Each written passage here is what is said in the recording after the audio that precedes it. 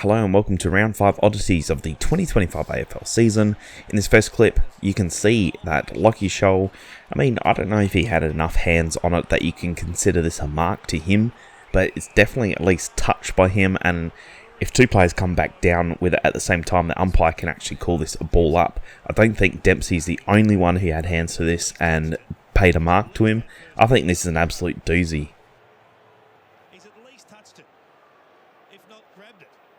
You gotta love the couple fakes here that Dudley's had. He's faked these two defenders out twice. Unfortunately, he wasn't able to get the ball a little bit later on and go for a shot at goal.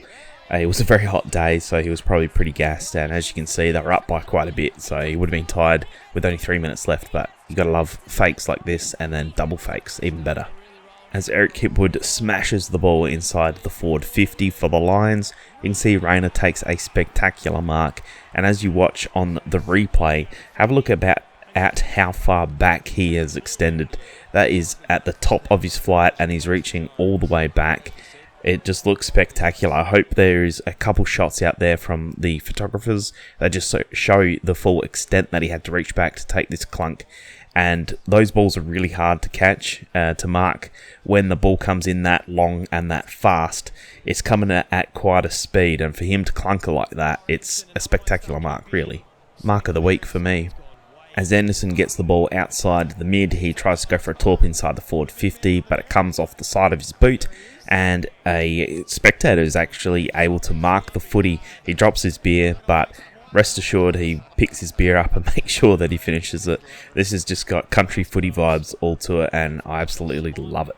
The commentators did comment on this, and I actually wonder why defenders don't do this more often, where a player's tackled down to ground and you see Pearce takes his hands off. So I guess that does give the Richmond player the opportunity to handball the ball or get rid of it in some way. And I'm quite surprised more defenders don't do this, because a lot of the time when they get tackled, they'll just hold the ball in waiting for the umpire to blow the whistle and play the ball up. But as you can see, Alex Pearce, he just lets him go, and he's making sure he doesn't get the ball out, but he's still giving him that opportunity, and because he doesn't, it's holding the ball. So I wonder if players will start to do this a little bit more. It's a fairly risky move to do in your back line, but if we do see more of it, I'm all for it. I think this is really clever. Is anyone able to tell me when the last time an AFL coach was wearing sunnies in the office, in the box? I don't know if I've actually ever seen that before. The comeback from the Brisbane Lions was actually pretty incredible when they were down by so many points and came back to win. But this was probably one of the better plays that I thought. There was a couple really average kicks inside the forward 50. And you can see Archie maybe threw it, but Bailey picks the ball up pretty cleanly and then is able to just dribble it along the ground through for a goal there, which is pretty hard to do on such a tight angle and with a couple defenders there, but he's done a very good job. So that's a candidate for goal of the week for me. Sometimes you do want the umpires just to make the decision, but sometimes when they are 50-50 like this, I think the umpire couldn't be 100% certain whose hand this actually came out of. And then the umpires paid a free kick to Sydney here. You can see that both of the rucks are able to get their finger touched to the ball. It probably does come off Cameron last. So I guess on technicality, it probably is correct. But you can see that both make contact with the ball. And as it happens, it sort of does come off of Cameron in the end. But then, is that really deliberate? I guess it is technically the rule. If you hit it out of the ruck, out of bounds on the full, it is a free. So, I don't know. I'm a little bit on the fence about this one. What do you think? Leave a comment below. Do you think that should have been a free kick, or should have been another play on ball in, I guess? I found this one extremely odd. As the ball goes inside Port Adelaide's forward 50, you can see Oddities and Impey both have contact with the ball. Impey is the man in front, so maybe he should have been paid the mark. But you can see that the umpire doesn't call a mark on anyone. Oddities is on the ground with no one tackling him or anything, and the umpire doesn't call play on. He actually just calls it a ball up, which I guess is probably the right thing because they both had hands on it. But I don't know. I think Impey was in front. I think Impey had enough hands and control on the ball that it should have been paid man in front. This one was also another really strange one for me. At the very start of the D's and Bombers game, there's a ball up and Viney gets the ball and Setterfield tackles him, and Viney's just that strong that he can pick him up and pretty much just throw Setterfield off the top of him without really even touching him. As the Crows have the ball in their defensive 50, Keane kicks it to Hinge, and it's not 15, so the umpire calls play on. And as Hinge is running back, you can see that he's possibly trying to kick it across to his teammate on the other wing, and it somehow comes off the boot, and it goes through for a shank. And the umpire calls this that, I mean, there is someone tackling him, so it's probably okay enough that he could either handball it, but it just looks funny that he's kicked it and he's somehow shanked it through for a point. Now, if you've made it this far into the video and you do like this content, if you're new to the channel, please do consider subscribing. If you're already subscribed, leave a like and leave a comment below. It really helps the algorithm to push this video out to more people so we can get more people commenting and getting involved in this. So in the next video here, you can see that Petrarca's able to get the ball out of the ruck, and as he's running towards the goal, he would have kicked this 99 out of 100 times probably a couple years ago. But as you can see, Durham's able to just get enough hands to push him in the bum, to not be pushed in the back, and it affects his kick, and Petrarca's not able to kick the goal. So this is really well done by Durham to be able to affect Petrarca like this. He probably took a little bit too much time to kick for goal, but well done to Durham for that defensive play to be able to push him on the bum, not give away the free, and also stop and pretty much a certain goal. I'd like to know your opinion on this one. As you can see, Patrick Voss has just absolutely hit Vloston for no particular reason at all. His team's up. I don't understand why he would be so frustrated and do something like this. It actually broke Vloston's nose, and he got 3 weeks for this. I actually think in some instances like this, which for me, this is clearly deliberate. He's done this on purpose. He's caused a bad injury. Whether he broke his nose or not, I still don't think. I think that's a cheap shot to be able to swing your arm like that and hit someone. I would have liked to see a little bit more than 3 weeks, and I think that might be a little controversial. But from what we've seen recently, I think that is probably worth more than 3 weeks for me. I just don't want it in the game at all when you see someone lining up for a mark and you just can have a free shot at him. Not as a free shot, he's got 3 weeks. He's not a key player for Fremantle. I don't see how this is 3 weeks. I think it's careless. It is dangerous and totally unnecessary in the game. So for me, this should have been more than 3 weeks. Make an example. Never do this again. How's the local lad showering down the visitors with some water? You gotta love it. It's yeah, another country vibe video. Love it. As the Pies kick the ball inside their forward 50, McCartan takes the mark, and you could only assume that he thought it was touched, because he just immediately plays on and for some reason just hands the ball over. Jamie Elliott isn't able to kick the goal, but this could have been an absolute coach kill if you turn this over inside your defensive 50 and they kick a goal off of you playing on for no reason at all. At least if it was touched, and most players just pretend they didn't hear it, mark the ball and just pretend it's a mark. I don't know. This seemed really dumb for me. This mark from Showboating was quite nice. He actually, in the end, did drop the ball, but you can see Vloston takes his eyes off the ball, so it was paid a free kick for a block. But at least from this, the original angle, it was a pretty good mark. Unfortunately, wasn't able to hang on. So, doesn't get the mark, doesn't get the contest for Mark of the Week. Now this one here is probably a little bit controversial. As you can see, I originally thought it was just a bit of showboating, that Willie Rioli has grabbed the ball and he's showing it to the defender to say, come on mate, got your number. And he's gone through kick to goal, and then Jath pushes him in the back and he's paid a free kick, so he goes through and kicks another goal. At this point in the game, Power had won that anyway, so it was kind of a bit pointless, just a bit of showboating and a little bit of boisterivity. That's probably not a word, but anyway, it actually came out today, as in Monday, that there was a little bit of beef between Willie Rioli Jr. and his old man who has passed away, which I know is probably not something that is supposed to be talked about here for the Aboriginal culture, but it seems like Willie Rioli Jr. definitely has some sort of gripes against the Hawthorn Football Club. Probably not so much against the individual players, but the club itself. So I haven't actually read fully into it, so if someone is a bit more up to date with the story, leave a comment below or a link to a description of what's actually going on here. I don't think this is going to be the last time that we're going to see this. Is this the new age rivalry between Port Adelaide, Jack Ginnivan, Ken Hinkley, who's out at the end of the year, These two teams are starting to really hate each other. Could this be somewhat of a rivalry? I don't know. I thought Sidebottom was extremely clever in these sorts of tackles. As the defender has his head down, he doesn't try to forcefully go for the tackle, because you see the umpire pay this all the time for a high tackle. But you can see that he sort of just leans on top of him without actually tackling him as the defender's driving towards him, to show that he hasn't been the one who's instigated the high contact. And luckily for the viewer, the umpire doesn't fall for it, and it's a ball up. A couple things in this video. Have a look at the sunset. It's absolutely stunning. Unfortunately, Norwood, the lights there were definitely not up to AFL standards, so the video is not me recording. That's why it's so dark. It's just that dark at the ground.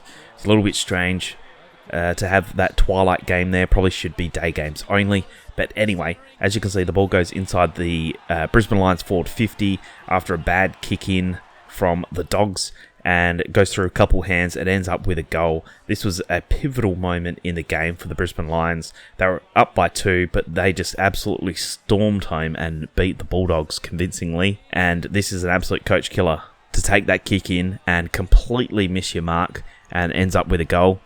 You'd just be so frustrated as a coach. It might just be me, and I haven't watched a huge amount of the Carlton games, but Patrick Cripps just doesn't seem to be that explosive and dynamic as he has been the last couple years. Correct me if I'm wrong, Blues fans below, please leave a comment. But in this, I feel like Cripps has way more time than he probably thinks he does. I mean, they're up by almost 50 points anyway, so it's probably not that crucial to the game. But you can see that he's not that comfortable kicking off his left. But he had plenty of time, in my opinion, to sort of straighten up and kick on the right, or go across the body if you have to even. But he just, I don't know, for some reason goes to the left and completely shanks the kick, which is very strange for someone like him who's always in the Brownlow contention. After a 50-metre penalty was paid to Port Adelaide, you can see Aaliyah has the ball, and he started off running slow, and then he runs fast thinking, maybe there was one last player to have. You can see Ken's just saying, slow it down, there's 26 seconds left, they've already got the lead, don't cough it up, just take that lead, take the advantage. And as you can see, he goes through, and Ken Hinckley's telling his players, go down, and then Connor Rozee runs straight past. Your captain, look for him, get it to him, and then Rosee's just not even looking. And he just handballs it straight behind him. Like, why is Rozee running straight past him if he's not looking for the handball? It's just a little bit strange, but it doesn't matter in the end. But a bit strange from Aaliyah to give that handball off. Just take note of where you are in the game. Just slow it up, just stop, take the lead, and go into the next quarter. But also, Rozee, what are you doing? If you're running past him, be sure you're going to get the handball. Be ready. I thought McCartan was very lucky, and about 1/2 of a second, a missed kick away from getting an absolute spray from your coach. After he juggles the marks several times, he's not able to just clunk it and hold on to it, and then Crisp comes through, but unfortunately misses and kicks a point, so luckily for him. A couple really nice contested marks here in this next clip. But the first mark, there's already one defender going up for the contest. The other one should be covering behind in case it does spill out over the back. But for some reason, they make the decision to both go contest the ball. Melksham takes a mark and is able to break away from both of them. This is just pretty poor from both of them, especially the teammate that came in from the side. You're just going to be aware that your player's already there, so if Melksham takes a mark, you can stand the mark or stop him from being able to take that next play. Ends up going down to Cozzy Pickett, who kicks a goal. Unfortunately, we weren't given a second look at this mark here by Merritt, but I'll put it in slow-mo, but it kind of does look like he has 2 grabs at it, where it's one hand and then he sort of reels it back in. Whether it is 2 touches and goes over the line, it is an incredible one-handed mark, but was it in one continuous motion where it wasn't touched and fumbled over the line? I'm not entirely sure. The umpire paid it a mark. It's probably 3 touches in the end, actually, and yeah, I don't know, but great mark, but yeah, fumbled over the line for me. Plus the boundary line umpire is right there. He can see the whole thing. If there's any player on the Port Adelaide roster that I reckon I would love to have on my team, the Crows, it would probably be Jason Horne-Francis. He's obviously got some off-field issues with the ice bath incident coming back home. Anyway, let's not get into that. You can just see in this play here how much more he wants it than anyone else on the oval. He goes down after the tackle, somehow it's not called for holding the ball, but anyway, he gets back up and knows he's going to get tackled high, or at least tackled, but he still goes in for the ball. He goes hard every single time, and you just love that from such a young player. He's an absolute champ. I would love to have him on my team, but hopefully he fixes his off-field issues a little bit sooner. I thought players like this get paid probably 9 out of 10 times. As the ball goes forward for Port Adelaide, you can see that battle ends up on the ground with the ball, and as he's being tackled, I guess you could probably argue he was trying to handball to his teammate, but he over-handballs the handball knowing that the boundary line is there. 9 times out of 10, I feel like the umpire's going to pay this as insufficient intent to keep it in. I feel like this is a pretty clear free kick to Port Adelaide. And on the other hand, I feel like this one from the umpire was an absolute stinker, as the ball is inside Collingwood's forward 50. Roberts gets the ball and mid-tackle just kicks it, trying to clear the ball out of the area. And you can see Haywood's there, and Haywood gets pushed into the fence and hits the cameraman or whoever he is, their laptop. And usually you see if you're pushed out of bounds like this, there's somehow, or not somehow, but there's usually a free kick to the person that gets pushed. For some reason, it's not even a free kick, and the umpire pays insufficient intent. I know he's trying to clear the ball out, but there is another player there. There's 2 Swans players there. For some reason, the umpire thinks that this is still not enough and pays a free kick. This is just, for me, I hate that call. I hate it. After the Crows turn it over in their forward pocket, just outside the forward 50, Ben Keys gets the ball and he takes a couple quick steps and just bangs it from 48 metres on the left from that angle. That is a pretty hard kick to do off a couple steps with the defender bounding down on you, so I love that kick. Well done. Sometimes Aaron Norton is the best kick on the team, but most of the time he's one of the worst. And as he's in the defensive half of the ground, he tries to kick back to the lobster, and he completely shanks it, comes off the side of his boot, still goes towards him, but he has torped this pass in the back line. That is extremely dangerous. There's no way he meant to do that on purpose. But yeah, he's able to take the mark, so I guess that's still an effective disposal. How good was this handball here by Sidebottom? You can see that he just absolutely keyholes him. This takes quite a bit of courage and experience to be able to nail this, and it actually ends up with a Collingwood goal. It all started with quite a cheeky play. I thought this was another terrible call by the umpire here. After Liberatore gets the ball, he has his hands free and he's tackled down to the ground, and while he's on the ground, the umpire gives him probably another 2 or 3 seconds to dispose of the ball, and he does, and it ends up as a Dogs goal. But he's given so much time while he's standing, and then he goes down to ground and he doesn't dispose of it. 99 times out of 100, that is paid as a holding the ball. For some reason, the umpire lets this play on and the Dogs kick a goal. Bizarre, no call for me. And this is the final clip of the video, and just yet another example of poor umpiring in my opinion. It's clearly a throw, and then after that, he drops the ball mid-tackle after he's had chance to dispose of it. That's not holding the ball, and then Eric Hipwood almost looks like he passes it to another player, which you're not allowed to do. That is also technically a throw. The umpire hasn't paid anything. Anyway, I thought the umpires were pretty average this week. Well done to everyone who showed up to the gather round. It always helps out South Australia. I think last year it brought in about $92 million to the state, which is incredible for South Australia. It's one more year. I'm hoping the AFL will give me a media pass, and maybe I'll do a face reveal then. I really don't know, but anyway, I probably won't get a media pass from them. They might hate me, who knows. But anyway, thank you so much for watching. Today's code word is channel. Try and put that in the comments below. Confuse the people that didn't get all the way to the end of the video, and I'll see you next week.